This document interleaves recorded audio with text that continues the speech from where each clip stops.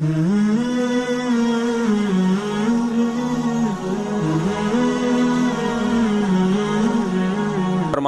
وَيَقُولُونَ مَتَىٰ هَٰذَا الْوَعْدُ إِن كُنتُمْ صَادِقِينَ. چونکہ کیڑے نکالنے والے جو ہے نا ان کا کام کیا ہوتا ہے, دلائل کو ایک طرف رکھو, کچھ نہ کچھ الٹے سوالات پوچھ کے کنفیوژن میں ڈال دو. تو فوراً یہ سوال کرتے تھے کہ اچھا جب قرآن کہہ رہا ہے دوبارہ جمع ہوں گے, حساب ہوگا, وہ کب ہوگا, ڈیٹ بتائیں, اس کی ڈیٹ کیوں نہیں بتا رہے آپ؟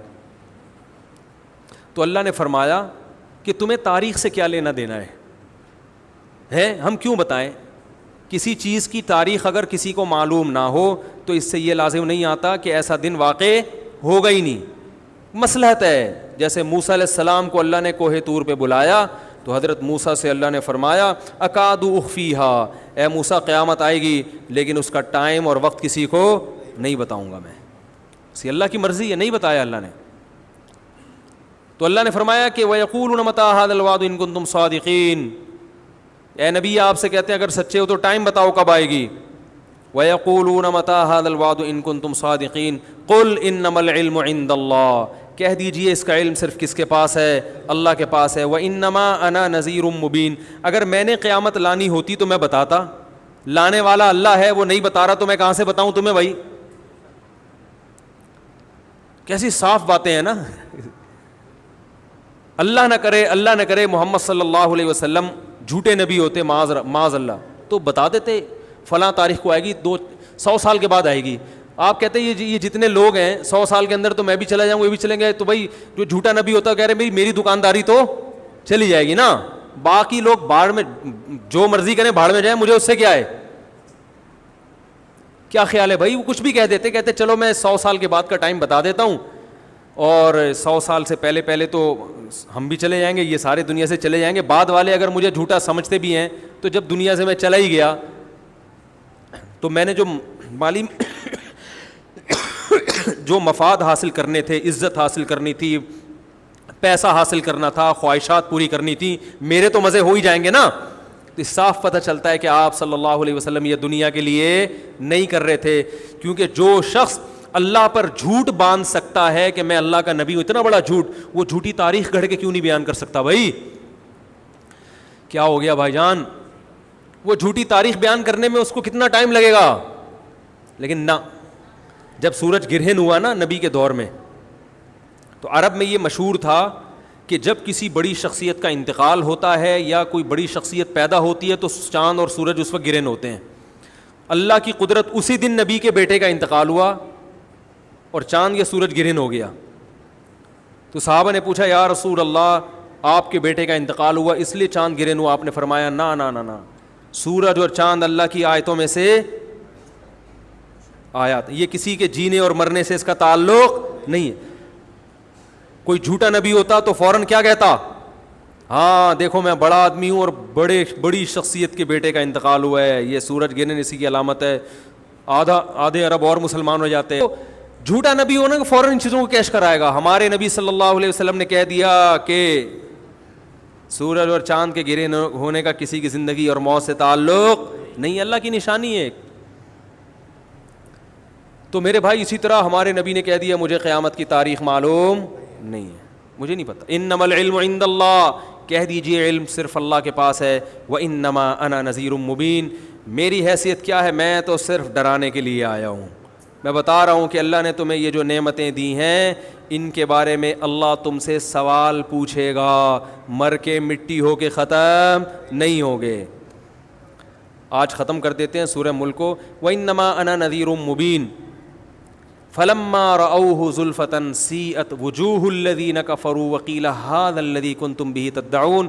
اللہ نے اپنے نبی کو تسلی دی, فرمایا جب یہ اس جہنم کو اپنی آنکھوں سے دیکھیں گے نا جو نافرمانوں کے لیے تیار کر کے رکھی ہے, تو ابھی تو کہہ رہے ہیں اس جہنم میں جانے کا ٹائم بتائیں, لیکن جب دیکھیں گے تو ان کے چہرے بگڑ جائیں گے. جیسے کسی چیز سے نفرت ہوتی ہے انسان کو اور اسے دیکھ کے چہرہ بگڑ جاتا ہے.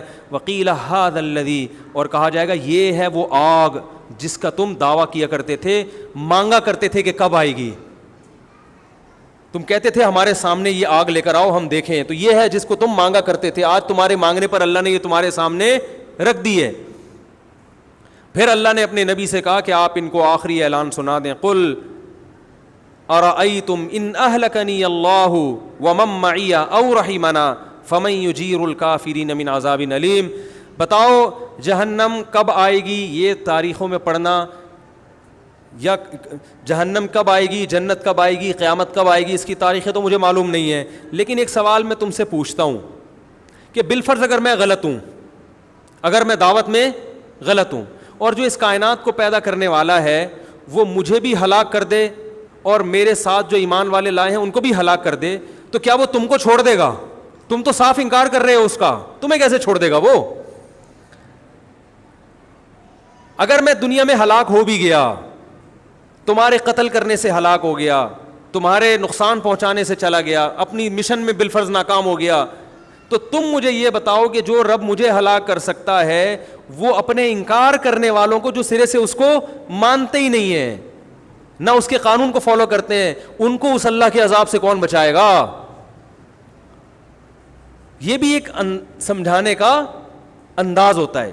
اور پھر اللہ نے ایک دلیل, قل هو الرحمن آمنا به وعلیہ توکلنا, اور اے نبی ان سے کہہ دیجئے وہ اللہ صرف اللہ نہیں ہے, اس کی صفت ہے رحمت کرنے والا.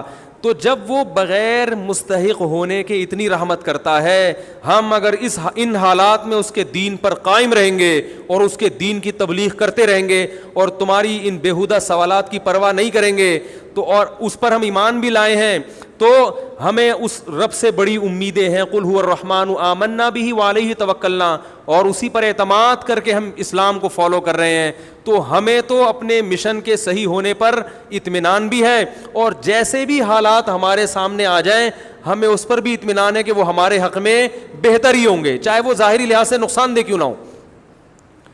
قل هو الرحمن آمنا به وعلیہ توکلنا فستعلمون من هو فی ضلال مبین, تمہیں عنقریب پتہ چل جائے گا کھلی ہوئی گمراہی میں کون پڑا ہوا تھا. اور پھر اللہ نے آخری آیت جو سورہ ملک کی نازل کی, اس میں اللہ نے اپنی ایک اور قدرت کو بیان کیا کہ سورت کو ختم ہوتے ہوتے ایک اور میں اپنی نشانی بیان کر دوں ان لوگوں کے لیے جو اللہ کو نہیں مانتے, یا اللہ کو مانتے ہیں مگر اس کی نہیں مانتے, یا اللہ کے ساتھ شریک کرتے ہیں.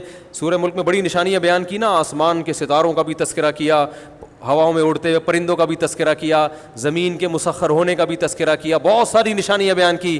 سورت کا جو اختتام ہے ایک نشانی پر, قل ارأیتم ان اصبح ماؤکم غورا. مجھ پر لوگ اکثر یہ اعتراض کرتے ہیں عقلی باتیں بہت کرتے ہیں, عقلی باتیں. تو بھائی اسلام تو نام ہی عقل کا ہے, قرآن بار بار عقل استعمال کرنے کا حکم دے رہا ہے نا, قرآن میں عقلی دلیلیں زیادہ ہیں. بہت مشکل ہے, ابے کیا ہو گیا, بہت مشکل نہیں ہے, بہت آسان ہے سمجھانا. یہ میری تکیہ کلام بن گیا ہے نا, کیا کروں میں, مجبور ہوں. بہت آسان ہے سمجھانا, اب پھر مزہ نہیں آئے گا. تو قرآن نے عقلی دلائل بہت دی ہیں. سورج کا اختتام کس پر ہو رہا ہے؟ ایک عقلی دلیل پر کہ عقل استعمال کرو.